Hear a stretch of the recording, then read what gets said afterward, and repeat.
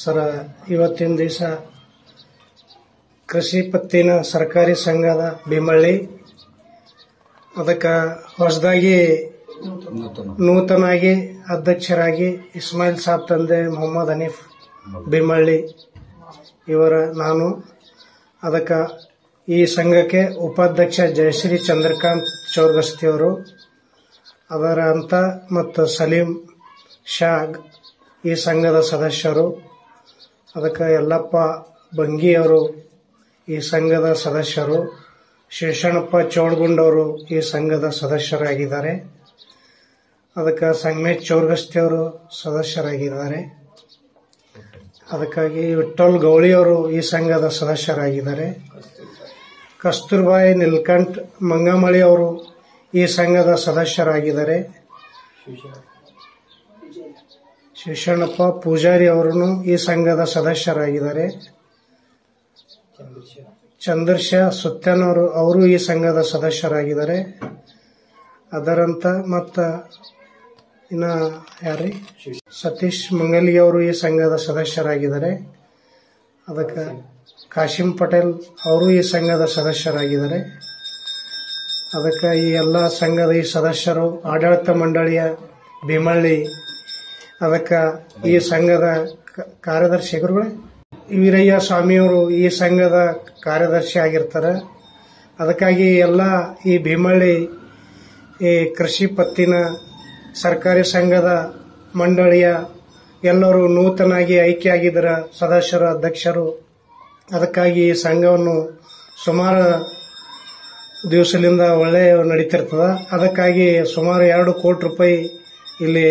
ಕೊಡತಮ್ಮದ ಆವರ ಇರ್ತದ ಅದರಿಂದ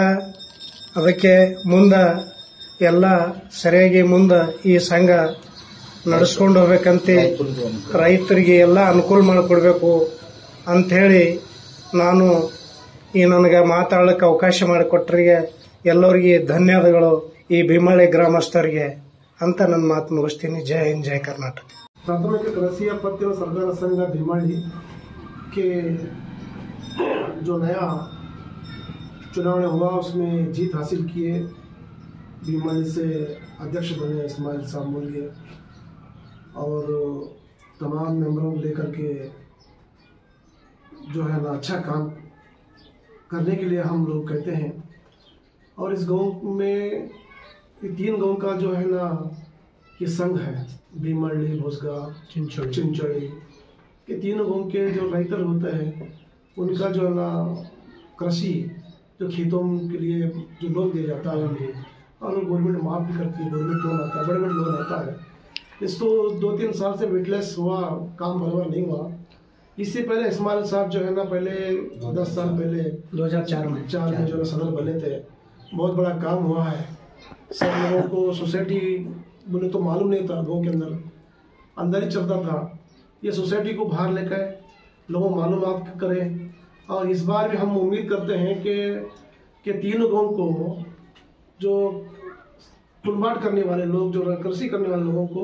सहूलत मिलता है बोल के मैं उम्मीद रखता हूँ और सारे लोग मिल करके जो है ना जितने भी मेंबर हैं जो 12 मेंबर हैं और एक सेक्रेटरी हमारे स्वामी जी सेक्रेटरी इन्हों जो है ना इनके नेतृत्व में अगर अच्छा काम चले तो ये बहुत बड़ा लाभ होता है बहुत फायदे हैं और गवर्नमेंट इसको साथ देती है सब मिल करके जो है ना एकता ही से काम करे तो जो है ना एक फायदा होता है कामयाब होते हैं ये जो है ना मैं उम्मीद करता हूँ और एक बार सबको मैं मुबारकबाद देता हूँ सबसे पहले मुबारकबाद देता हूँ सब मिल करके अच्छा काम करेंगे इतना बात करने में मुझे आती है मैं शुक्रिया अदा करता हूँ जय हिंद जय।